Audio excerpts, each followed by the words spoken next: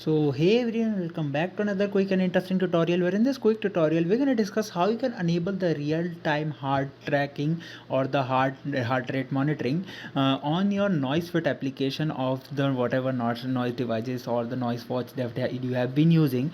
You can do this very easily, so that your heart rate tracking is going to be simultaneously going on with a particular time period. Like in every 5 minutes it's automatically going to measure your heart rate, so in case of an emergency it will alarm you. So first of all you need to do is to just simply open the noise fit application on your smartphone and pair your devices. You all have been familiar with it, that how you can pair the device with your application. So whenever you open the application, you all have been familiar with this if you are using this.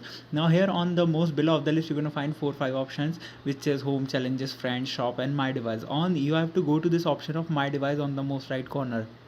When you click there, now this is the home of my device.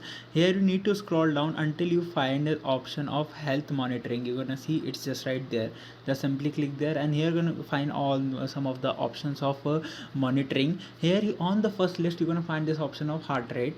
When you click there, now this is the heart rate measurement. It may be disabled, so to enable this you can just simply enable this button, and once it's done, it's okay. Now here it says this device will automatically measure and record your heart rate in every 5 minutes, and you can set the alert values as well. Like if you want the alert at some particular time period or some particular heart rate, you can get that as well. So by this method you can very easily enable the heart rate real-time monitoring on your noise fit device. I hope this video will be helpful for you. Make sure to hit the like button and subscribe button for having such more helpful and interesting tutorials. See you in the next one. Take care.